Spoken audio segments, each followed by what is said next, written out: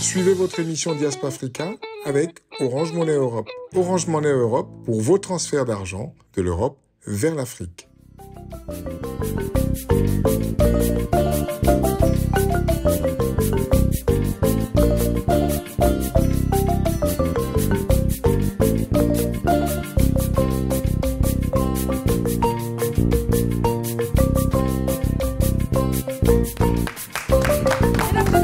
Ravi de vous retrouver pour un nouveau numéro de votre émission Diaspora Africa, cette émission qui met en avant ces hommes, ces femmes, ces initiatives qui font briller l'Afrique et le reste du monde. Alors aujourd'hui, on aura le plaisir d'avoir deux personnalités plutôt différentes mais importantes. À savoir, on commence par Ado Pharaon, on peut l'applaudir. Alors, vous êtes l'un des visages les plus fascinants de l'hypnose ici en France, c'est important de le dire. Et vous venez aujourd'hui nous parler de votre livre Hypnose, tout simplement. Vous êtes hypnothérapeute. On continue avec notre deuxième invité qu'on peut aussi applaudir, à savoir Younes El Adli. Vous êtes spécialisé dans la FinTech et fondateur CEO de la plateforme Laymoon, donc une offre de services financiers éthiques. Voilà, mesdames et messieurs, les deux invités que nous avons ici sur le plateau de Diaspora Africa. En face de vous, vous avez nos invités, à savoir, nos invités chroniqueurs, à savoir notre chère Anne. Anna, comment vas-tu ? Très bien, merci. Alors, que vas-tu proposer à nos chers invités? Après, vous validez ou pas? Si vous n'aimez pas, elle peut s'en aller. Non, on valide. Déjà, avant même qu'elle parle. Attends, elle est chez elle, c'est nous qui Donc, quel est le sujet du jour? Alors, on va parler de celui que son épouse appelle affectueusement notre mari et qui a une vision grandiose pour le cinéma en Afrique. Il s'agira d'Idriss Elba. Exactement. On met en avant donc ces personnalités qui font briller, certes, l'Afrique et le reste du monde, mais en même temps, qui font des choses sur le continent africain. Et ça, c'est très important pour nous. Vous validez? C'est un couteau suisse en le plus. cinéma. Idriss Elba, en plus, Ado. le couteau suisse, il sait tout faire. Il sait tout faire, exactement. Ok, c'est validé, on la garde avec nous. Et on continue avec Babadem. Babadem, en fait, c'est la personne ici sur Diaspora Africa qui fait briller un petit peu ces hommes, ces femmes qui soit innovent scientifiquement, etc. Et parfois peu connus.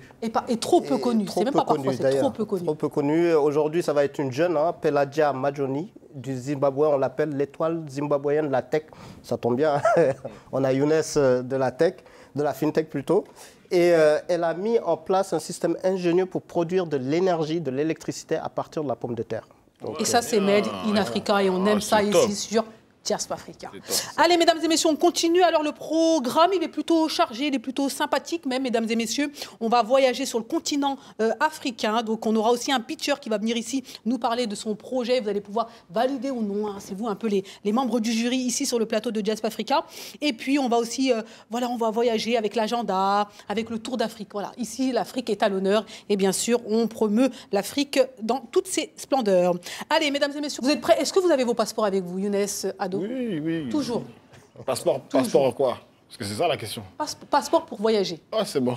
C'est bon, exactement. Parce que nous, ici, sur Diaspora Africa, on aime promouvoir le continent africain. C'est très important. Le monde est beau, certes, mais nous, c'est l'Afrique que nous tenons dans notre cœur et que nous souhaitons promouvoir ici. Et là, ces destinations, est-ce qu'il y a un pays d'Afrique que vous aimeriez visiter, que vous n'avez pas visité? Younes? Moi, la Tanzanie. Ok, très bien. Ouais, moi, franchement, l'Éthiopie. L'Éthiopie? Ouais. D'accord. Eh bien, mesdames et messieurs, nous allons ni en Tanzanie, ni en Éthiopie, mais nous allons au Sénégal. Oui, la Teranga nous accueille avec ses richesses qu'elle offre au monde entier. Allez, c'est parti. Destination, le Sénégal.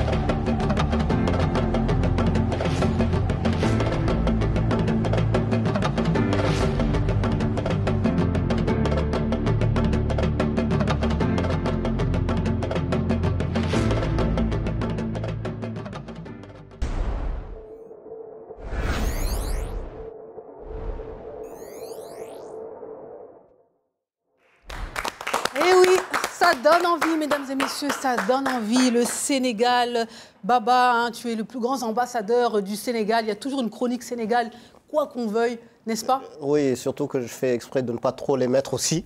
Mais bon, Baba, Sénégal, on va... Heureusement que tu ne fais pas trop exprès, parce que sinon, ça serait quoi? L'ambassade. Ton pays que tu affectionnes tant et que beaucoup affectionnent. Alors, qui a déjà été au Sénégal ici? Moi, j'ai eu la chance d'y jouer au Théâtre National de Sorano. C'est exceptionnel, l'ambiance, c'est exceptionnel. Vraiment. Et là, normalement, je devrais bientôt jouer sur le Théâtre National. D'accord. Et là, ça va être encore une autre ambiance, un autre truc. Et tu confirmes que c'est vraiment la terre d'hospitalité? Franchement, c'est une terre incroyable. J'ai croisé des gens avec une âme et surtout un esprit très très vif. Et le truc qui m'a touché, c'est que j'ai dû y aller 2 fois pour jouer. La première fois, j'ai joué au Terroubi. Et la deuxième fois, la première fois, je devais ensuite jouer au Sorano, mais il y avait eu malheureusement un problème avec des enfants qui avaient eu un problème à un quart. Et il y avait eu jour de deuil. Du coup, je suis rentré. Et en fait, ils m'ont fait revenir pour faire le spectacle parce que ça, c'est super cool. Et j'ai eu la chance d'aller à Bandia, j'ai eu la chance même à Gorée où j'ai fait un reportage et tout. Non, Sénégal, c'est, allez, top 3 pays dans le monde. Top 3. Vraiment. Ah, dans le Top 3, mais 3e. Mais dans le monde. Ah, dans le monde, voilà. C'est ça que tu as entendu, toi. Hein. Est-ce qu'on demande le top 1 et le top 2? Non, on ne demande pas. On ne demande pas. On sait. Top 1, Côte, C'est 2, risqué. l'Ivoire. Et 3, Sénégal. D'accord, ça commence. Donc c'est vrai qu'on l'a dit tout à l'heure en off, l'Afrique est vraiment réunie. On a le Cameroun qui est là, on a le Sénégal, on a le Maroc, on a la Côte d'Ivoire, et moi je suis panafricaine. Oh, waouh. Toi, tu t'es Moi, mis en... Voilà, exactement, je suis de tous les pays. Exactement. En tout cas, voilà, ça fait plaisir, mesdames et messieurs, on continue cette émission. Alors, merci bien sûr à l'Office du tourisme du Sénégal pour ces magnifiques images qui donnent envie d'y aller. Allez, pour le coup, on est un peu dans une bonne ambiance, dans une bonne vibe, et on aime voyager. Il y a peut-être un voyage à la clé. Vous avez des buzzers, vous vous dites à quoi servent-ils? Ouais, on aime un peu la culture générale ici sur le plateau de Jazz Africa. Le Cameroun, comme elle a appuyé en retard. Ouais. Et puis en plus, je pense que vous allez trouver la réponse, j'en suis sûre. Alors, question pour un champion, question pour une championne. Mesdames et messieurs, vous jouez. Quel pays est le berceau officiel de l'humanité selon les scientifiques? Éthiopie. Oui, doucement, doucement. Calme-toi. C'est Éthiopie. T'as déjà été au Sénégal, non? Si je peux me permettre, j'avais donné la réponse au début déjà. Quand tu avais demandé quel voyage. Non, j'ai demandé quel voyage. C'est pas la même chose. Voilà. Effectivement, mesdames et messieurs, c'est là qu'on a retrouvé les restes de Lucie. Lucie, donc l'un des plus anciens hominidés connus, donc 3,2 millions d'années. L'Afrique de l'Est est considérée comme le berceau de l'humanité, selon les scientifiques. Et puis on l'appelle Lucie. On la trouve en Éthiopie et puis elle s'appelle Lucie. Elle s'appelle Lucie. Moi, elle ne parle pas.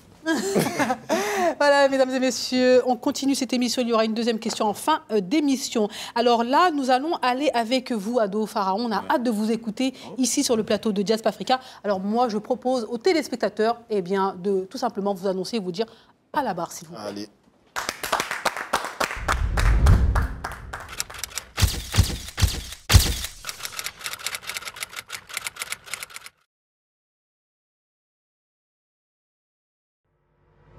Alors, Ado Pharaon, donc c'est bien sûr votre surnom. Alors, rapidement, mesdames et messieurs, juste écoutez. Alors, sur M6, il y avait Mesper, il y a maintenant Ado Pharaon. C'est M6 qui dit ça.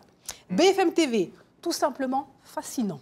On continue avec Le Parisien, une approche révolutionnaire. On continue avec RTL, incroyable. On continue avec Brut, un phénomène rare. Ça, c'est Ado Pharaon. On continue, ce n'est pas terminé avec des chiffres maintenant.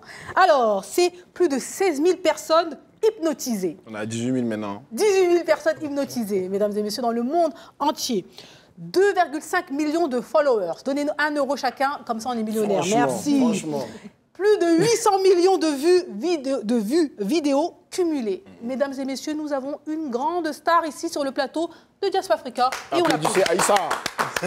Merci, c'est gentil. Alors, Ado, vous êtes un artiste pluridisciplinaire, donc on a parlé de l'hypnose, mais vous êtes aussi dans la danse, dans l'humour, vous faites des spectacles. Oui. Donc, vous avez été révélé sur Instagram pendant le confinement grâce à vos hypnoses que vous faisiez, à ces lives d'hypnose que vous faisiez. Exactement. Donc, vous avez créé donc, un style original, notamment la street hypnose, qu'on retrouvait sur TF1, exactement. Donc, Ouais. Excusez-nous, sur TF1. Donc, c'était une hypnose de rue, un peu spontanée et bienveillante. On a fait une série exactement. de 10 épisodes sur TF1. Hypnose de rue avec Adonaïs, c'est mon prénom. Et en fait, j'allais dans les endroits de la capitale et on hypnotisait. C'était à la Tour Eiffel, avec quelqu'un qui pensait qu'il avait volé la Tour Eiffel.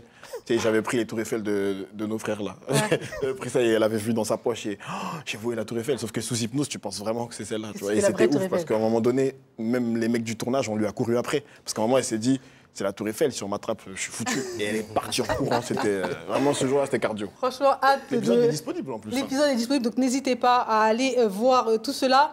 Mais c'est important de dire que vous êtes formé. Vous êtes un hypnothérapeute formé, donc formé en PNL depuis plus de 15 ans déjà, donc une grande expérience. C'est important de le dire. Alors, vous êtes hypnothérapeute, donc voilà, les addictions, vous les soignez. C'est ça. Ouais, je soigne les addictions, les addictions, tout ce qui est cigarettes, les arrêts de cigarettes. C'est marrant parce que c'est vraiment la grosse partie de gens qui viennent. Les arrêts de cigarettes, les phobies, le stress, les gestions du poids. Et j'accompagne aussi les sportifs, d'ailleurs, certains que j'ai eu pour certains matchs de Champions League, sans dire, je n'ai pas forcément le droit de dire certains noms, mais de plus en plus, on va vers de l'optimisation et de la performance. Il faut savoir que c'est quelque chose qui existe depuis longtemps, l'hypnothérapie, mais moi, mon objectif, c'est de le rendre disponible à la communauté parce que malheureusement, socialement et culturellement, il y a plein de techniques auxquelles on n'avait pas accès et je trouve que c'était, moi, c'est ma mission aussi, au-delà des spectacles et tout, aussi de se dire que peut-être que si on ne va pas bien physiquement, on va chez le docteur, si on ne va pas bien psychologiquement, il n'y a pas que les marabouts, etc. Il y a aussi l'hypnothérapie qui est une médecine médicale connue et surtout reconnue. C'est important de le dire, parce que c'est vrai qu'elle peut avoir une certaine réputation, alors que ce n'est pas forcément le cas. Non. Donc, vous avez un cabinet situé ici à Paris. Oui. Donc, vous faites des séances d'hypnose, comme vous l'avez dit, contre les addictions, les phobies, pour la confiance en soi, la gestion du deuil aussi. Gestion du deuil, pour le coup, pour l'avoir vécu aussi, je sais ce que c'est. Donc, la gestion du deuil, dans le livre, on en parle aussi. Et c'est vraiment des choses assez, je ne vais pas vous dire, c'est mécanique, dans le sens où on a beau être une personne individuelle et avec ses propres pensées, ses propres émotions, nous sommes des êtres humains, donc on a des mécanismes communs. Et c'est bien de les connaître pour pouvoir se permettre de sortir de certains mécanismes qui nous enferment, parce qu'on ne se rend pas compte, mais déjà, culturellement, on est enfermé parce que nos parents, quand ils sont arrivés ici, ils étaient obligés de baisser la tête. Donc ça veut dire que comment toi, tu peux sortir d'une éducation qui t'apprend à baisser la tête pour ne pas être vu et briller comme tu veux. Non, il y a quelque chose à casser. Il y a quelque chose à casser. Tes ambitions et la manière dont tu as élevé ne vont pas dans le même sens. Et on s'en rend bien compte quand on arrive dans certaines réunions, certains rendez-vous, on se dit « ouais, j'ai l'impression de pas... » Mais en fait, c'est juste notre impression parfois. Parfois, les gens sont prêts à nous aider, mais on a l'impression de ne pas être à notre place parce qu'on n'a pas vu nos parents dans ces cadres-là, dans ces endroits-là. Donc c'est ça aussi ce que je veux apporter. Et je veux dire, pendant qu'on est là, arrêtez de m'envoyer des messages pour faire revenir vos ex. Je peux rien faire. Je peux rien faire pour ça, je te jure. Ah oui? Ouais, Émilie m'a quitté, pardon. Tu veux claquer des doigts? Et ça vient souvent du Mali. Émilie, c'est pas très malien, mais... Non, j'aime beaucoup le Mali, c'est la famille. Attends, il n'y a aucun problème. Donc, c'est la Côte d'Ivoire qui parle. Je dis ça, je ne dis rien. Alors, et vous êtes bien sûr dans le spectacle, et ça c'est important. Donc, on a vu les différents commentaires des différentes grandes chaînes télé, des différents médias qui parlent de vous comme étant un phénomène, de nouvelle génération.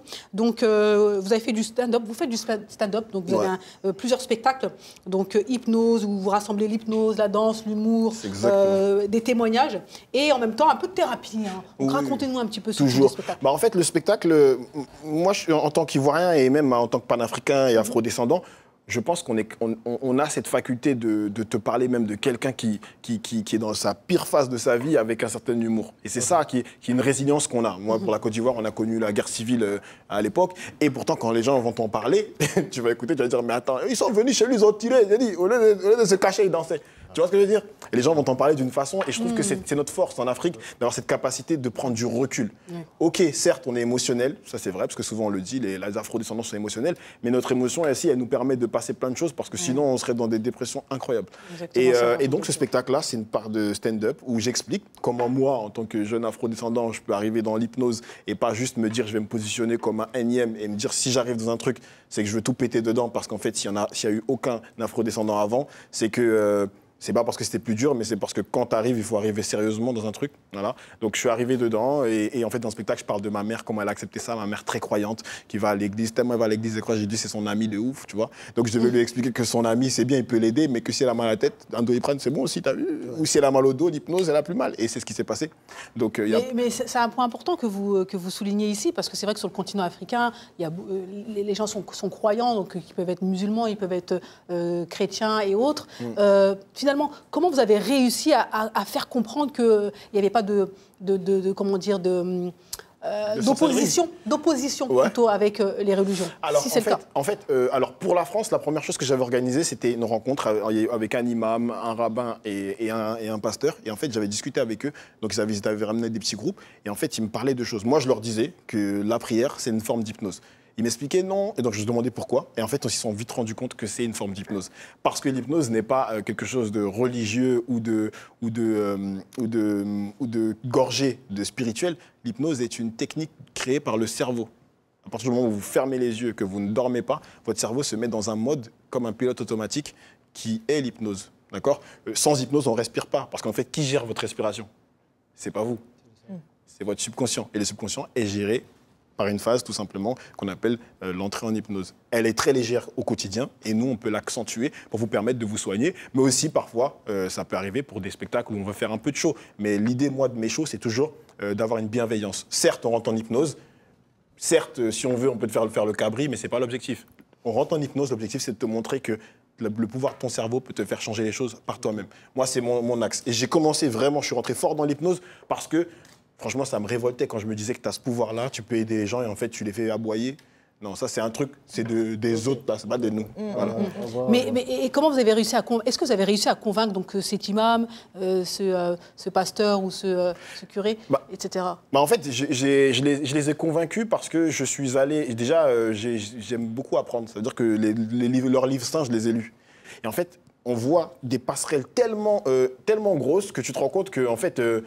quand t'en suis un, si t'es sérieux dans un des livres, t'es sérieux dans tout, dans les 3 livres pour la plupart, sans t'en rendre compte. Et donc, par les mécanismes qui sont expliqués, par exemple, il y a des phases où ils parlent clairement d'hypnose, pas le mot hypnose, mais quand t'en suis un et que tu écoutes, et que moi je leur montre faire la démonstration et qu'ils regardent, ils me disent oui, c'est vrai que ça ne s'appelle pas pareil. Mais c'est ça. Par exemple, tous ceux qui prient aujourd'hui, on se rend compte que quand on se met en position de prière, par exemple, on a envie de bâiller souvent. C'est vraiment un truc qui revient. On a envie de bâiller, on se sent comme fatigué. Mais en fait, c'est une phase hypnotique. Ça veut tout simplement dire que notre cerveau rentre dans une phase où 50% de ce qu'on fait, il le délègue au subconscient. Voilà. D'accord. En tout cas, j'espère que vous suivez. C'est très passionnant, c'est très intéressant en tout cas. Alors, on va parler de votre livre Hypnose. Pour le coup, si vous souhaitez en savoir plus, si finalement il a égayé votre curiosité, mesdames et messieurs, il y a un livre qui s'appelle Hypnose qui vient juste d'être sorti, donc disponible partout. Partout, donc, vraiment partout. Vraiment, les librairies, non, n'abuse pas quand même. On sait que tu es ivoirien, mais n'abuse pas quand même. Sur Amazon Prime, dans toutes les librairies, dans toutes les bonnes librairies, vous pouvez vous acquérir donc, ce magnifique livre qui s'appelle Hypnose. Un peu partout, à la Fnac, sans dire des marques. Exactement. Leclerc, tout le monde. Et donc, qu'est-ce que vous racontez? Parce que c'est vrai que l'hypnose, qu'on la pratique ou pas, on est toujours curieux d'en savoir plus concernant. On a des a priori, on a des croyances, on veut en savoir plus. Moi, je trouve ça très bien qu'on ait des a priori ou des croyances tant qu'on ose. Voilà. Moi je suis pour l'idée que ce ne soit pas du tout cuit en mode les gens viennent et ils sont tous d'accord. Non, on est des personnes différentes. Le mécanisme physiologique est le même, mais notre bagage culturel est différent. Donc c'est bien qu'on ait des a priori. Et c'est pour ça que j'ai écrit ce livre-là, pour que vos a priori, vous soyez vous-même confrontés à vos questions dans le livre. Dedans, il y a des audios, donc on peut scanner. Et on a des scanners QR code et on a une séance. Il y a des tests que vous pouvez faire vous-même, des tests de charge mentale. Vraiment, j'ai écrit le livre comme un carnet de santé mentale un peu. Et c'est ça, c'est important de le dire parce que vous le mettez.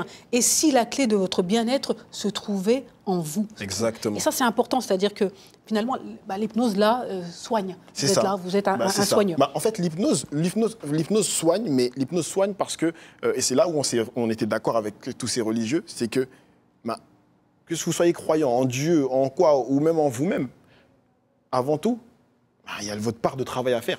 Et votre part de travail à faire, souvent, c'est juste se concentrer, respirer, prendre les choses une à une. C'est de la méthodologie. Et l'hypnose, c'est vraiment, dans ce livre, je vous mets des méthodologies pour accéder au pouvoir vous-même de votre cerveau. Avant même que vous alliez au niveau de qui que ce soit, déjà, optimisez ce que vous avez. Parce que même, il y a des croyances, tu sais, les gens qui disent on n'utilise que 10% de notre cerveau, etc.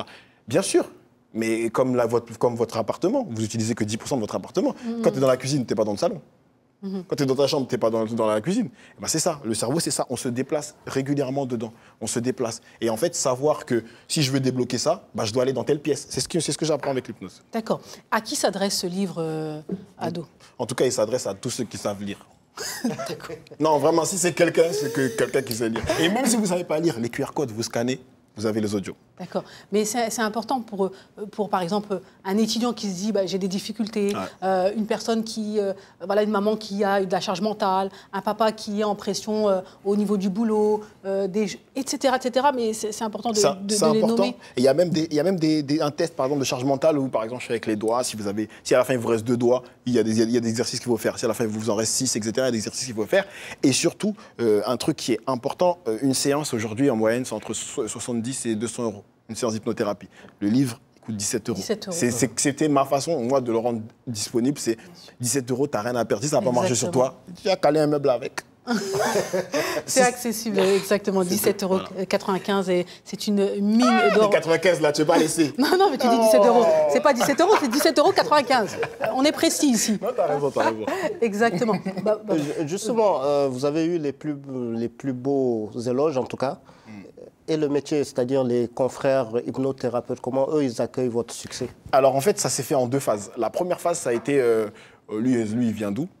Moi, par exemple, j'ai eu la chance de tourner avec un hypnothérapeute, je ne vais pas le citer parce que ce n'est pas forcément positif, mais un hypnotiseur que tout le monde connaît. J'ai fait ses premières parties et tout.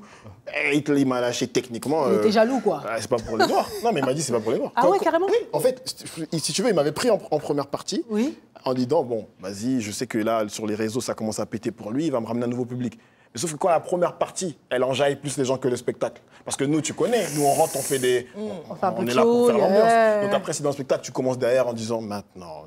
Oh ils sont déjà... Et le premier, tu peux le dire, tu vois. Et donc, quand on a fait 2-3 dates, après, ça a changé d'ambiance, ça a changé, ça a été... Non, mais il faut que tu essaies de faire ci, il faut que tu essaies de faire ça, faut que tu... Je dis, non, mais moi, c'est ma manière de faire les choses. Et après, ça a été, mais... on ne peut pas tout faire. Je dis OK. Et même, je disais, moi, je suis contre l'idée de faire les gens. Moi, en tout cas, ma partie, ils ne feront pas les chiens, ils ne font pas les... Oui, mais si tu veux impressionner les gens, il faut les choquer. Je dis, moi, je préfère choquer quelqu'un parce qu'en fait, il a l'impression que c'était facile. Moi, l'hypnose que je fais... Par exemple, je te parle comme ça, par exemple, là, je ne vais pas le faire. Hein, mais j'aurais pu dire, dors, boum, il s'en va. Et en fait, c'est ça qui est choquant, c'est impressionnant, c'est que tu te dis, en fait, il lui parle normal depuis tout à l'heure et il l'a hypnotisé. Tu vois, moi, je trouve que c'est cette force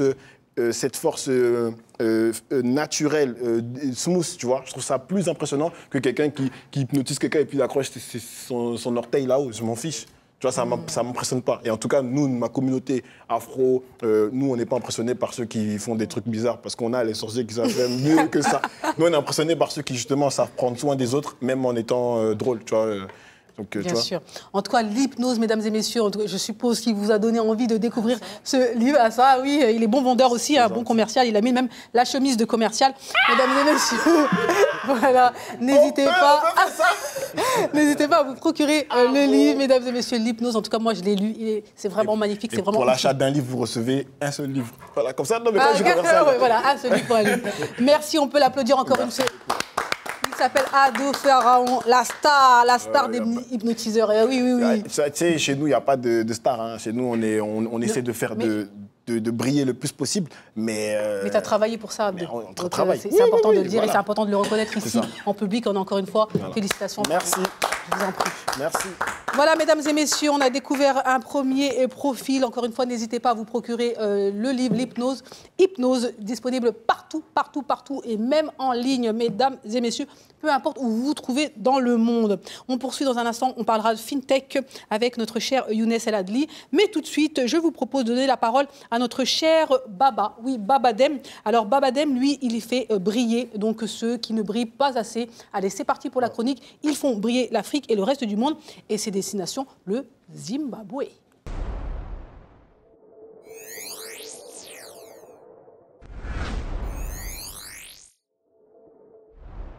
Elle s'appelle Pelagia Majoni. On la surnomme l'étoile zimbabwéenne de la tech. Alors aujourd'hui, elle a 23 ans, mais elle est née dans un village isolé du Zimbabwe et c'est à l'âge de 16 ans qu'elle imagine adolescente un système ingénieux pour produire de l'énergie à partir des déchets de pommes de terre, offrant ainsi de la lumière à sa communauté. Sauf que ce projet, c'était en 2017, lui vaut de représenter le Zimbabwe à l'Intel International Science and Engineering Fair en 2017. Elle y décroche le 2e prix mondial en ingénierie, devenant la première africaine à avoir son nom. En tout cas, on donne son nom à une astéroïde grâce à la NASA et tout ça, qui s'appelle 34220 Pelagia Majoni, c'est son nom, en reconnaissance de son innovation. Alors, elle a pu poursuivre ses études aux États-Unis à Harvard College. Elle s'engage en plus pour l'accès à la technologie et à l'éducation au Zimbabwe. Elle y retourne, elle y enseigne la programmation aux lycéens et développe une application pour leur offrir des ressources gratuites. Donc son engagement pour l'inclusion et la diversité lui permet d'assister aux plus grands événements, dont la Grace Hopper Celebration, le plus grand événement mondial pour les femmes en informatique. Aujourd'hui, forcément, elle travaille pour Microsoft. Elle est ingénieure logicielle et elle travaille sur la sécurisation et l'optimisation de systèmes à grande échelle, mais tout en continuant de partager conseils et ressources pour aider les jeunes, en particulier les femmes africaines, à embrasser des carrières dans la tech. Et c'est pour ça qu'on l'a mis à l'honneur aujourd'hui. Et elle le mérite amplement. Bravo. Voilà, c'est des noms qu'on doit absolument avoir en tête en tant qu'Africain, tout simplement en tant qu'humain, tout simplement. Et c'est important de les mettre en avant ici sur le plateau de Diaspora Africa. Et on remarque toujours la même chose, c'est-à-dire que c'est un produit made in Africa et finalement qui est récupéré par toujours les mêmes, les États-Unis. Oui. Donc, Monsieur Younes, ça vous parle forcément, vous qui avez travaillé dans le nucléaire, totalement. Les talents repris par les États-Unis, les talents africains repris par les États-Unis, cette fuite des cerveaux. Cette fuite, elle a eu lieu au début des années 2000, fin des années 90, mais là on est en train de voir un retournement de situation. Surtout au Maroc. Exactement. Principalement au Maroc, mais aussi dans d'autres pays, l'Algérie, l'Afrique de l'Ouest aussi, de plus en plus. Que ce soit dans un premier temps, en fait, il y a une implémentation de projets immobiliers qui commencent à vraiment se répandre, que ce soit au Sénégal ou dans d'autres pays.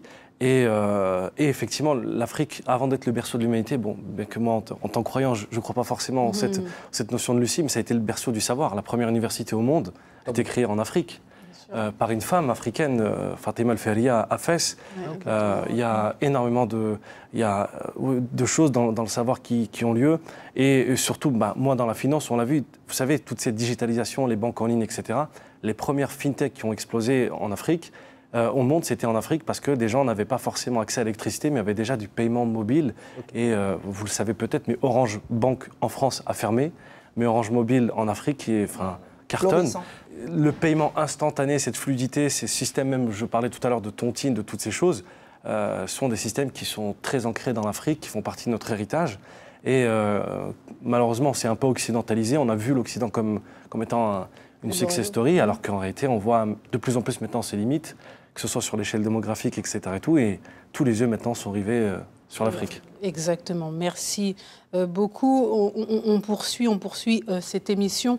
Merci beaucoup encore une fois, Baba, pour cette mise en avant donc, de personnalités du continent africain et qui font briller l'Afrique et le reste du monde. Et j'insiste sur mes propos. Alors là, je vous propose à tous, Ado ainsi que Younes, d'aller en Afrique du Sud. Oui, en Afrique du Sud, on voyage ici sur Diaspora Africa et les diversités se rassemblent autour de cours de danse d'Amapiano. Allez, on regarde et puis on revient. Petit reportage.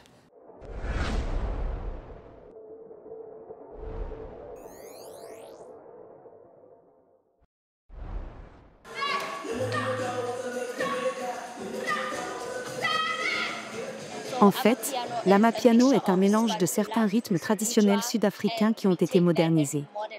C'est un peu compliqué à expliquer, mais c'est vraiment un rythme traditionnel qui vient d'Afrique du Sud. Pour moi, la différence entre l'Amapiano et les autres, c'est que cette musique a quelque chose de plus que les mots. C'est ce qu'on ressent en nous, à l'intérieur. Qui que l'on soit, d'où qu'on vienne, on ressent la musique et on a juste envie de danser.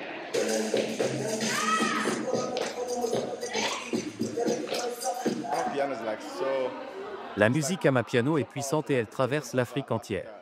En Afrique et en Afrique du Sud notamment, le marché de la musique est énorme. On écoute tous de l'amapiano mais pas le vrai amapiano, donc je participe à ces cours pour goûter à l'amapiano original.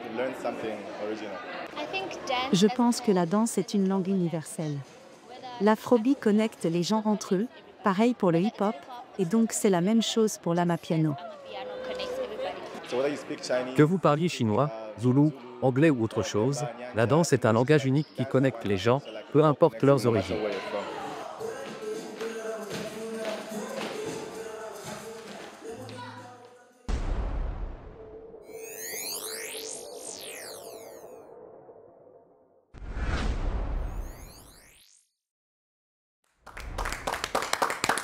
Allez, de retour sur le plateau, mesdames et messieurs, on continue avec notre émission, avec nos invités et bien sûr nos chroniqueurs.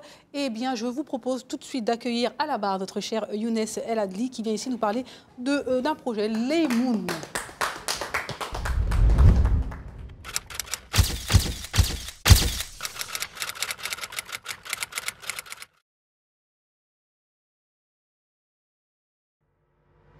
Younes El Adli, encore une fois, bienvenue à vous. Vous êtes CEO et cofondateur de Laymoun. Donc, vous êtes cofondateur avec votre frère. Hein. Ça, c'est important de travailler en famille et pour le coup, vous le faites bien. Vous avez lancé tout récemment donc, une solution de paiement halal, certifiée 100% conforme à la charia. Donc, vous êtes ingénieur et imam.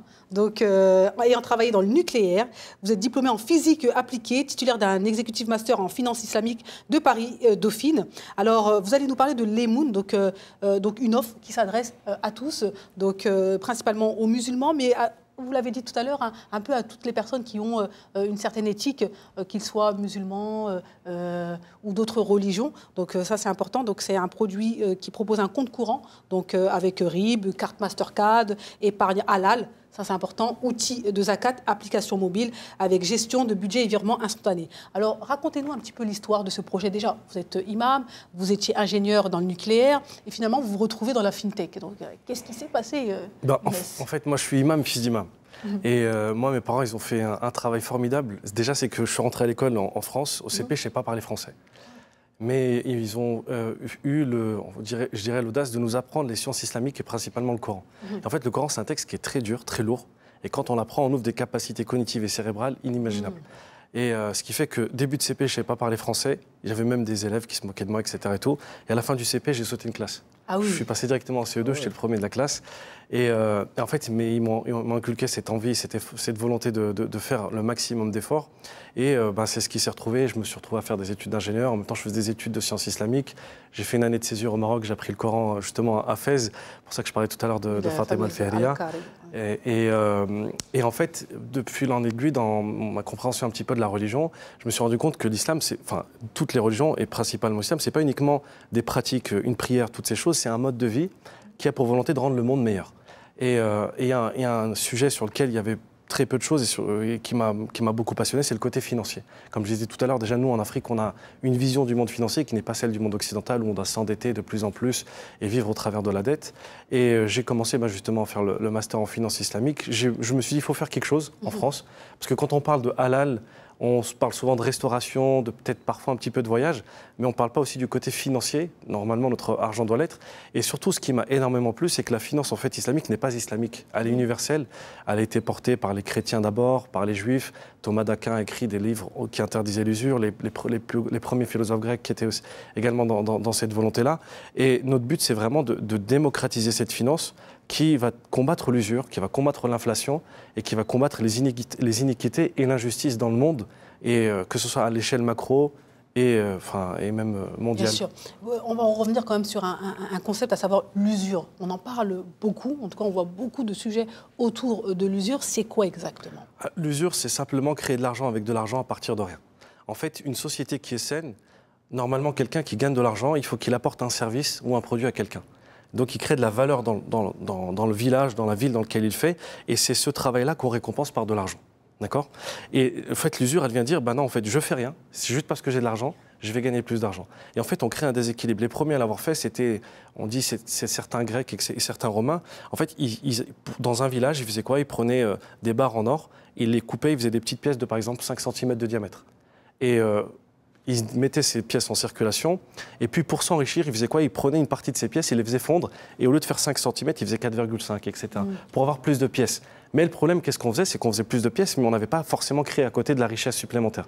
Donc on génère ce qu'on appelle de l'inflation, la hausse des prix. Parce qu'il y a plus d'argent, mais pour autant de valeur de produits, et c'est ce qui crée ces inéquités, c'est ce qui fait que maintenant, on paye des choses beaucoup plus chères qu'avant, qu'on se rend compte que les prix montent, on nous dit que c'est la guerre dans tel ou tel pays. Non, non, c'est juste l'inflation, c'est juste les banques centrales qui impriment de plus en plus et qui nous rendent de plus en plus tributaires de ce système malsain. D'accord, c'est très clair. Alors, vous créez donc ce projet, donc l'Emoun. Donc, encore une fois, on peut parler de banque. En fait, on parle de quoi? Légalement, en France, il y a un certain, je dirais, lobby qui interdit aux acteurs comme nous de s'appeler banque, mais effectivement, on propose un IBAN, un compte courant, un compte pour mettre son argent.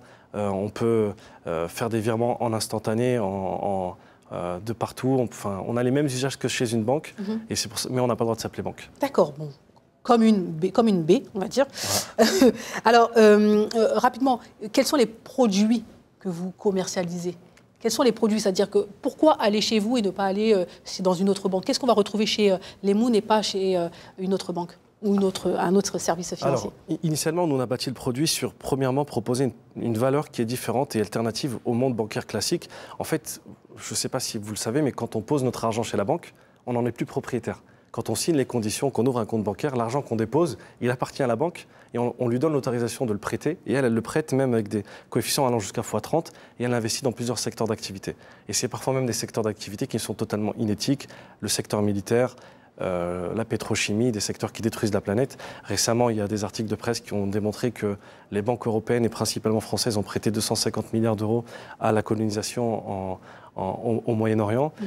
Et nous, en fait, la première alternative, c'est vous avez un compte, votre argent vous appartient. L'argent dort, personne ne le touche. Et après, petit à petit, en fait, ça fait 1 an qu'on existe. Et on a développé des produits en fonction des utilisations de nos utilisateurs. Et typiquement, maintenant, on propose des solutions d'arrondi solidaire. Par exemple, quelqu'un qui fait des paiements, on a déjà une centaine d'associations qui se sont enregistrées chez nous. Et à chaque fois, on va arrondir le paiement. Vous savez, souvent sur le terminal, ils vous proposent de faire l'arrondi à une association, mais on ne la connaît pas. Là, nous, on vous dit, vous allez faire l'arrondi, mais pour l'association que vous avez choisie, qui est de votre cœur. On a mis aussi en place un système de cashback. C'est-à-dire que en fait, l'idée, c'est de connecter tous les commerçants éthiques un peu comme nous et de proposer, leur dire combien de pourcentage vous apportez aux utilisateurs de l'Emoun. Et on a des chaînes de restaurants, on a des commerçants qui vont dire si vous payez avec votre carte l'Emoun, vous avez 5, 10, 15%. Et ça vous permet d'économiser jusqu'à 60 € par mois sur vos paiements. Donc c'est un petit geste qui peut être symbolique. Bien sûr, exactement, surtout dans ces temps qui courent.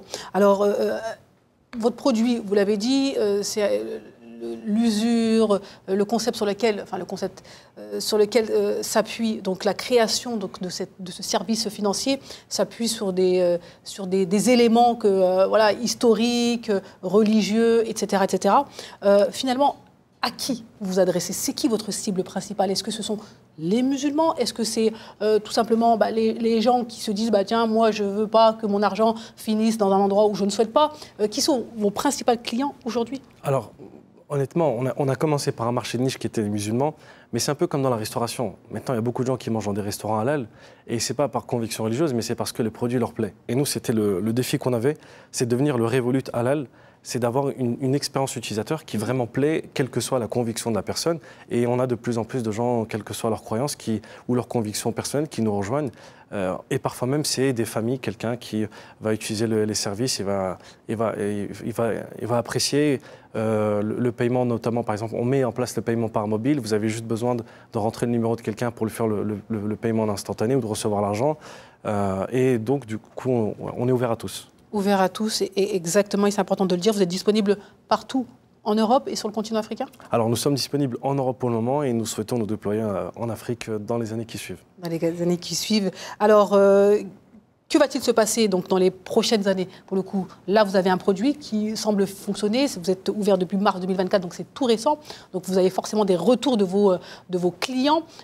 qu'est-ce qui fonctionne bien, qu'est-ce qui ne fonctionne pas bien. Par exemple, il y a un élément, j'entends souvent parler de la zakat, où c'est problématique pour pas mal de musulmans à savoir comment on fait pour compter la zakat, à qui on donne la zakat. Donc c'est des problèmes que vous résolvez à travers cette banque-là. Et je pense que vous êtes peut-être une des seules banques européennes à le faire, entre un des seuls services financiers en France. Oui, totalement. Vraiment, on essaie de réfléchir aux cas pratiques de nos utilisateurs et de leur apporter des solutions. Typiquement, on a beaucoup de parents qui avaient des comptes épargne pour leurs enfants et on a mis en place justement la capacité d'ouvrir en quelques clics des comptes pour épargner pour ses enfants, pour ses voyages. Et ça se fait de manière très simple et également aussi d'adosser à ces comptes-là des cartes bleues pour pouvoir gérer les finances de ses enfants. Donc en tant que père ou mère de famille, vous pouvez ouvrir des sous-comptes à vos enfants, même s'ils sont mineurs, et leur déposer 10 €, 20 € et suivre en temps réel ce qu'ils font et aussi avoir la géolocalisation de leur paiement. On est l'une des rares alternatives qui le propose. Souvent, quand on remonte sur son application bancaire, on voit il y a un paiement, on ne se rappelle plus si c'est une fraude ou si c'est vraiment nous qui l'avons fait. Et nous, en fait, sur l'application Laymoon, vous pouvez voir en temps réel la géolocalisation de votre paiement, où est-ce qu'il a été effectué. Ah oui, c'est vrai, je t'ai passé à ce café, j'ai pris un truc, c'est pas une arnaque pour moi, etc. Et, tout. Et on a beaucoup misé sur... Vous avez clairement des avantages comparatifs quand vous comparez avec les autres... Clairement. Et ça, c'est notre grande fierté. On a même signé, pour vous dire, on a eu beaucoup de personnes qui nous... En fait, le voyage, notamment pour le pèlerinage, est en train de changer au niveau de l'Arabie Saoudite. Et on est la première fintech au monde à avoir signé un partenariat avec l'Arabie Saoudite pour pouvoir implémenter directement les visas pour l'Arabie Saoudite. Et l'objectif, c'est de se déployer sur l'Afrique en proposant des solutions de connexion pour le paiement qui soient plus compétitives que ce qui existe déjà sur le marché. En tout cas, le message est clair.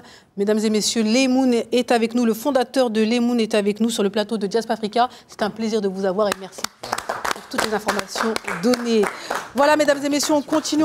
On vous l'a dit. Et oui, des personnes talentueuses ici sur le plateau. Nous avons Ado Pharaon qui est venu nous parler de son livre qui s'appelle Hypnose. Et bien sûr, nous avons Younes El Adli qui nous a parlé de ce service financier qu'on peut retrouver partout ici en France et bientôt sur le continent africain, toi, il espère.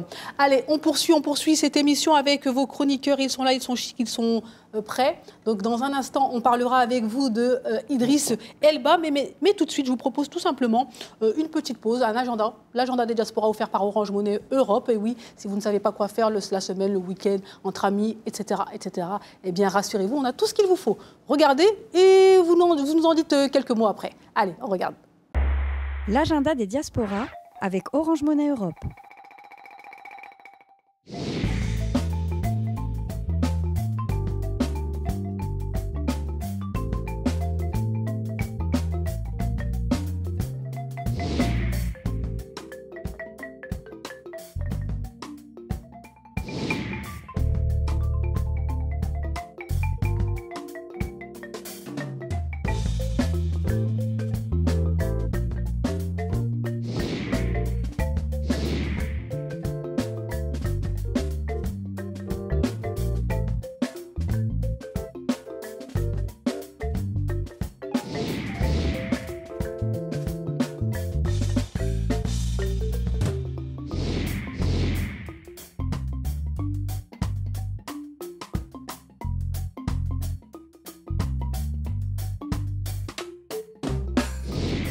L'agenda des diasporas avec Orange Money Europe.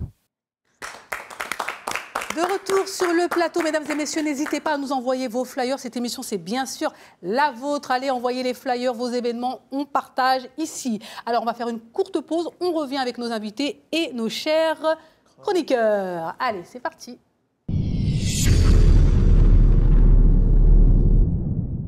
Votre famille est en Afrique ?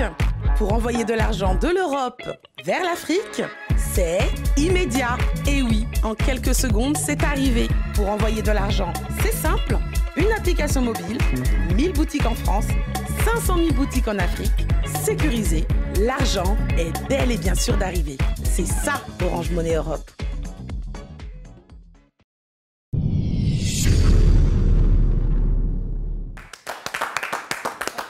De retour, mesdames et messieurs, sur le plateau de Diaspora Africa. On peut applaudir nos invités du jour. Nous avons Ado Pharaon venu présenter donc son livre, Le l'hypnotiseur star des réseaux sociaux, mais maintenant il a son cabinet, mais maintenant il passe sur les plus grandes chaînes du monde et il sillonne l'Afrique. Oui. Ça c'est important de le dire, on ne l'a pas dit tout à l'heure, vous sillonnez le continent africain et vous avez fait pas mal de pays. Ouais, j'en ai fait plusieurs. J'ai fait aller chez la cousine au Cameroun, je suis allé au Congo, je suis allé en Côte d'Ivoire, bon, c'était évident, hein. Bon, voilà.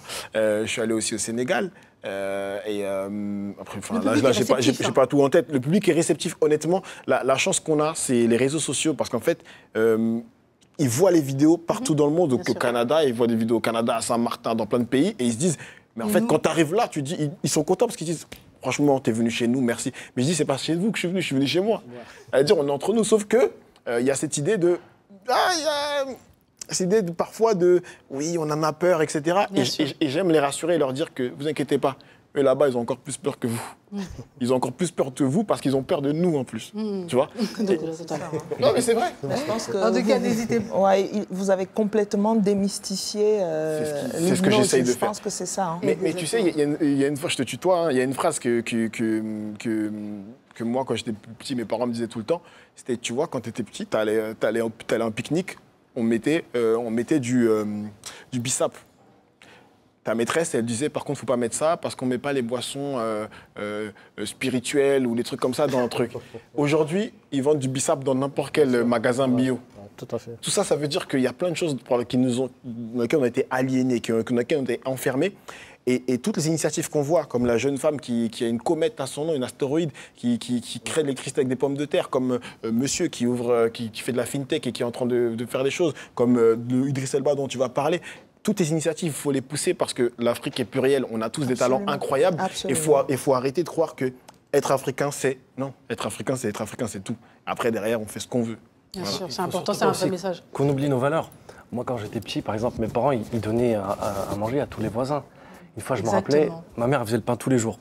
Et une fois, un voisin, il vient me voir le lendemain, il me dit « Ouais, le gâteau que tu m'as donné hier était super bon. » Je dis « Quel gâteau ?» Il me dit « Bah, le gâteau nature. » Et nous, le pain, il est rond chez nous au Maroc. Je dis, mais ça, c'est pas du gâteau, c'est du pain, j'en mange tous les jours. Il était fan. Et on avait ces connexions, on savait ce que le voisin vivait chez lui. Oui. Maintenant, on se cloisonne un petit peu, on s'arrête au bonjour, au revoir et tout. Je trouve que c'est extrêmement triste. Triste. Et vous êtes encore une fois donc, à la tête de l'Emoun et vous avez été incubé au Maroc, ça c'est important de le dire. Hein. Vous avez été incubé sur le continent africain. Exactement, oui. Parce qu'une start-up, en fait, quand elle se lance, une société, au début, c'est très fragile et elle a besoin d'être accompagnée. Et il y a beaucoup de pays qui commencent à mettre en place des programmes d'accompagnement. Et nous, on a eu la chance de suivre le programme de 112 Founders qui a été mis en place par Sa Majesté le Roi et qui nous a permis, au début, dans les périodes très difficiles, vous savez, c'est comme une plante. Au début, il faut vraiment la pépinière, l'accompagner, etc., d'être accompagné par le Maroc. Et ça, on en est très reconnaissant. Très fier, bien sûr. Il y a de quoi. Il y a de quoi, exactement. Mesdames et messieurs, voilà, on continue cette émission. Dans un instant, on aura le plaisir d'avoir notre pitcher. Oui, vous allez être membre du jury. Voilà, le pitcher va arriver dans un instant. Il s'appelle Richie Koulele, co-organisateur du Summer Fiesta Live. Voilà, mesdames et messieurs, on pouvait le voir à l'écran qu'il nous salue. Allez, on continue. Et là, c'est destination donc l'African Odéon avec Idriss Elba. C'est parti pour ces coutumes d'Afrique, ou plutôt people aujourd'hui. People, oui. Allez, on y va avec les people.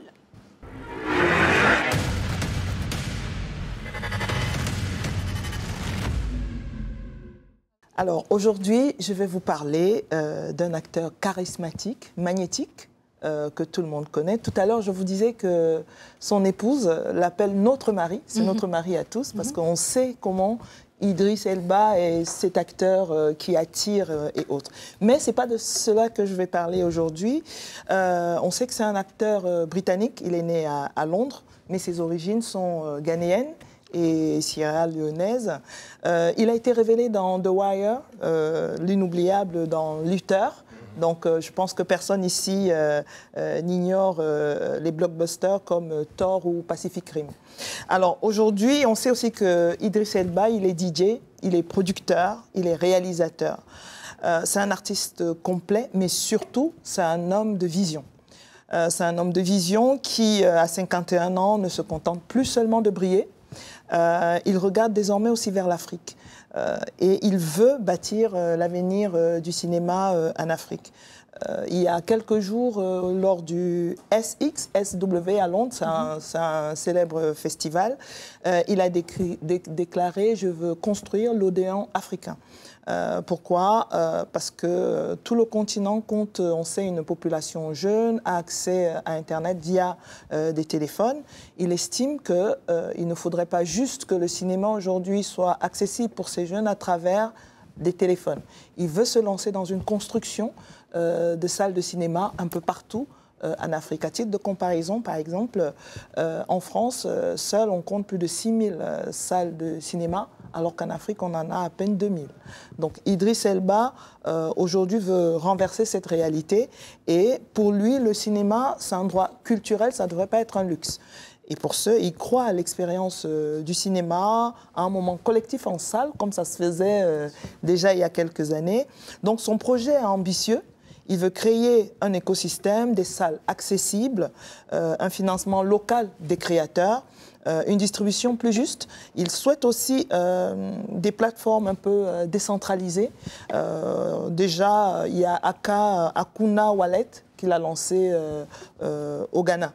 Donc, il croit à la force des talents africains. On sait que Nollywood aujourd'hui compte parmi les plus grosses productions mondiales. Il veut donc que l'Afrique raconte ses propres histoires. C'est important, bien sûr. Donc ici, Idriss Elba est en train de poser des fondations pour un Hollywood africain. Et il pense vraiment qu'en construisant des salles un peu partout, ce sera un vrai soutien pour les productions cinématographiques sur le continent. Donc voilà ce que je voulais C'est très intéressant et il ne faut pas oublier que l'industrie du cinéma est pourvoyeur d'emplois.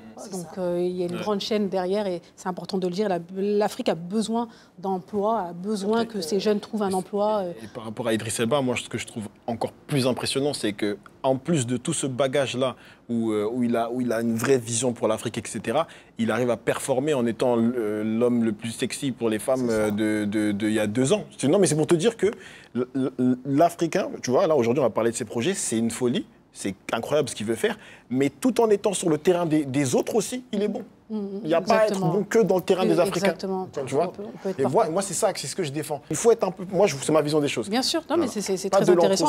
Et quoi qu'il en soit, c'est ce que vous faites. Vous êtes aussi bien sur le continent africain, et aussi une star ici en Europe, et ça, c'est important. Le cinéma, ce qui est important, c'est que ça transmet des valeurs. Des valeurs. Et les valeurs africaines, on a tous les histoires que nos grands-parents nous racontaient, toutes ces choses. Et malheureusement, là, on est imbibé de valeurs occidentales, américaines, qui sont ce qu'elles sont. Mais les valeurs africaines, pour moi, c'est les plus belles au monde. Ces valeurs familiales, ces valeurs d'ancrage, ces valeurs... et je pense qu'on a, nous, en tant qu'Africains, notre mot à dire et à faire rayonner nos valeurs à travers le monde. Son projet est très bienvenu parce que ça va permettre une accessibilité encore plus grande pour que sur tout le continent, on puisse justement raconter nos histoires avec nos valeurs. Exactement. Merci beaucoup, Anna, pour cette mise en lumière d'Idriss Elba que vous voyez à l'écran. Et oui. Allez, on poursuit cette émission avec notre pitcher du jour. Il vient ici nous parler de son fameux festival. On l'accueille, s'il vous plaît.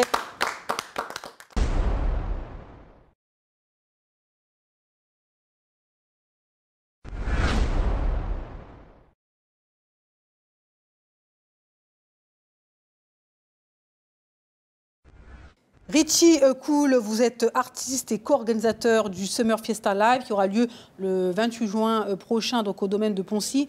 Donc c'est un spectacle musical, quoi qu'il en soit, j'annonce la couleur, mais je vous laisse présenter, donnez-nous envie. À la fin, avec la levée de main, on va se dire est-ce qu'on y va, on n'y va pas, voilà. Donc je vous en prie, alors dites-nous tout, on vous écoute. Alors, je me présente, donc c'est Richie. Donc bonjour à toutes et à tous. Bonjour. Voilà. Oui, effectivement, donc j'organise avec Léa Productions et Raniezot, donc c'est une radio web qui fait pas mal de bonnes choses pour la communauté. Et donc on a longtemps pensé à ça et donc on a décidé donc de faire ce festival, donc la première édition. Et ça va être quelque chose de, on va dire, grandiose et monumental, puisqu'on a invité donc l'Afrique, on a invité la Martinique, la Guadeloupe, la diaspora black. Voilà. Et j'entendais tout à l'heure que vous étiez en train de me parler de quelque chose de très intéressant d'ailleurs. Et donc, c'est exactement ça. Donc, ça va être un grand barbecue donc, géant qui va donc débuter samedi midi jusqu'à 6h du matin. Wow. Donc voilà, donc c'est dans un domaine, le domaine de Poncy, 1 rue de Poncy. Et on demande à toute la communauté donc, de venir nous rejoindre pour ce grand événement. Il va y avoir 2 orchestres donc, en live, le groupe Saphir et le groupe Capab. Donc ça va être du live. Il y aura plein de belles choses. Et le barbecue, il a volonté. Donc voilà.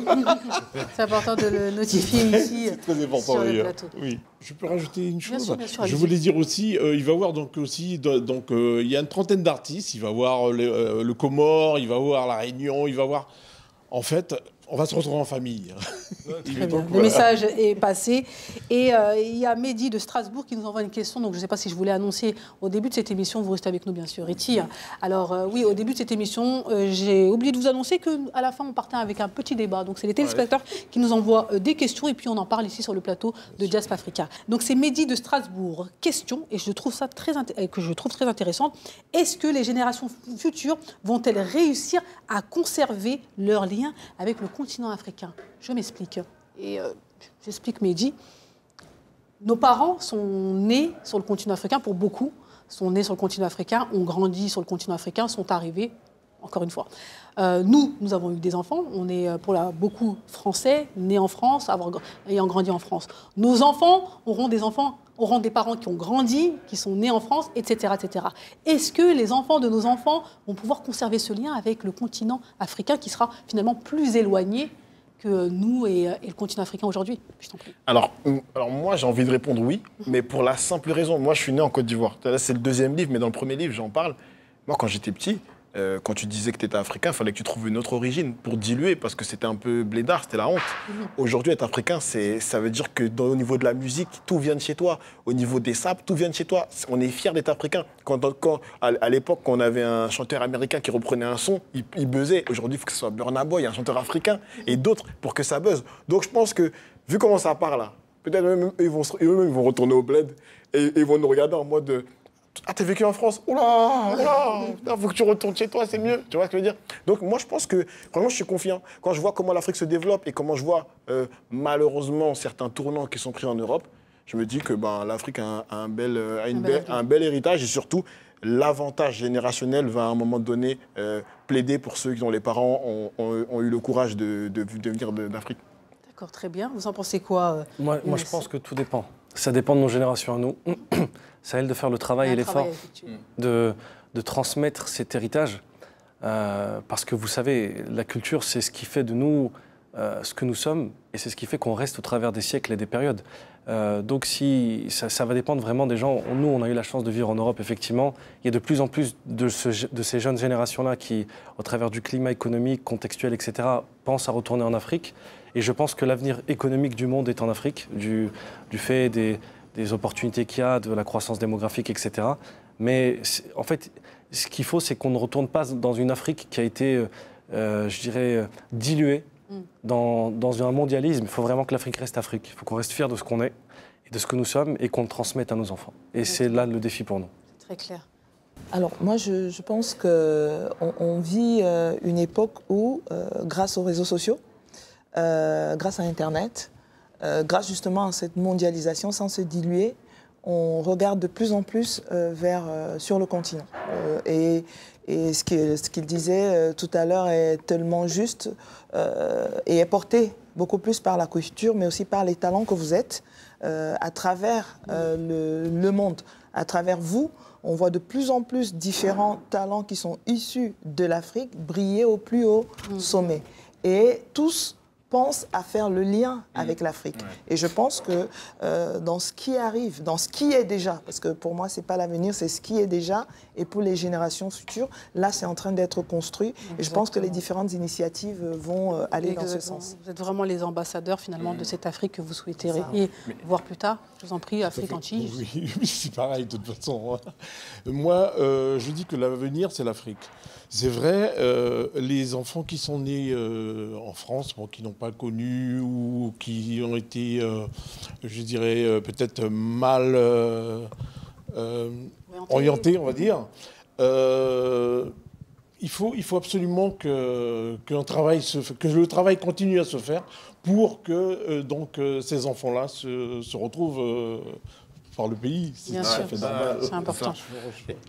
Baba, on va conclure avec vous. Moi, je vais prendre le cadre de la France et on voit l'évolution des générations. Je donne juste un exemple. Dans le monde du football, par exemple, avant France-Sénégal, je parle de France-Sénégal, c'est à partir de là que j'ai vu des jeunes Africains d'origine d'ici commencer à porter les maillots du Sénégal, alors qu'avant, c'était l'époque. Aujourd'hui, je vois des jeunes, au lieu d'aller en vacances à l'époque à Thaïlande ou etc., eux tous, c'est l'Afrique. On le voit. Et aujourd'hui même, les jeunes se revendiquent africains. Donc, je vois vraiment, et on le voit, hein, les gens, quand ils disent vous êtes de quelle origine, avant quand vous dites français, ok, on pensait antillais, mais ça passait.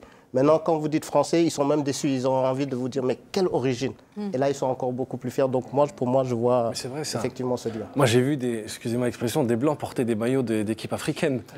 C'était pas possible avant. Mais maintenant, c'est une fierté, les équipes africaines. Oui, mais c'est ça qui est intéressant, c'est qu'on se globalise un petit peu. Donc, les Occidentaux deviennent un peu africains, les Africains. Il y a ce mélange-là qui doit se poursuivre. Et il y a un message aussi que moi, j'aimerais envoyer aux artistes pour le coup, j'ai la chance d'en connaître certains parce qu'on travaille sur les mêmes événements. Privilégiez des émissions qui parlent à votre communauté. Parce que si le Graal, c'est d'aller dans les émissions qui parlent qu'aux autres, pour les autres, eh ben, même si l'Afrique boue, même si vous vendez des milliers d'albums, etc., vous ne serez pas les acteurs numéro 1 pour votre communauté. Donc je pense qu'il y a des artistes aujourd'hui qui sont en position pour venir, par exemple, dans cette émission. Exactement. Et faire que cette émission, en fait, elle ait plus d'audience que l'émission habituelle. Donc je pense que ça passe par là. Et quand je dis la culture, ça fait bouger les choses. C'est pas juste de dire, parce que tu chantes tu mets un rythme de rumba ou de coupé décalé, on va dire c'est l'Afrique. Non, c'est parce que tu as vendu ton album et que tu as dit à une autre émission, attends 2 secondes, aujourd'hui je pourrais pas, parce que d'abord, je dois passer chez Diaspora Africa. Et là, ils vont dire, OK, donc c'est aussi important. Et là, les investisseurs, ils vont suivre. Et là, c'est là que ça fait bouger les choses. Donc... Et merci beaucoup, parce que c'est très important ce que vous dites. Hier, vous étiez sur France TV. Ouais, hier, quand je lui ai dit qu'il allait passer dans l'émission, il était aussi content que c'était, si c'était, je ne sais pas quelle émission ou quelle chaîne. C'est parce que c'est. Exactement, et c'est important. C'est-à-dire que c'est les téléspectateurs, ce sont les invités qui vont faire en sorte que, on soit au niveau qu'on mérite. Et dites-vous bien, aujourd'hui, ceux qui sont là, qui nous regardent aujourd'hui, vous avez réussi dans ce que vous faites. Comment vous redistribuez? Voilà. Exactement, bravo. Merci beaucoup. Nous sommes au terme de l'émission. Je voulais dire une chose, je suis donc originaire de la Guyane et il y a une très forte une très bonne système. Il y a une très forte communauté africaine en Guyane qui sont là depuis des décennies. Hein. Et c'est vrai que tous ces gens-là, qui nous ont fait découvrir leur culture, c'est énorme. Merci beaucoup.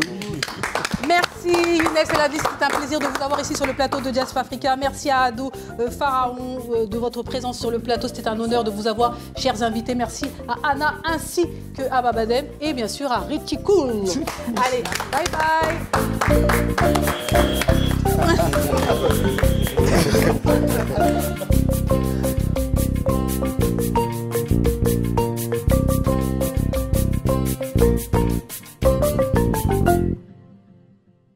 Merci d'avoir suivi Diaspora Africa avec Orange Money Europe. Orange Money Europe pour vos transferts d'argent de l'Europe vers l'Afrique.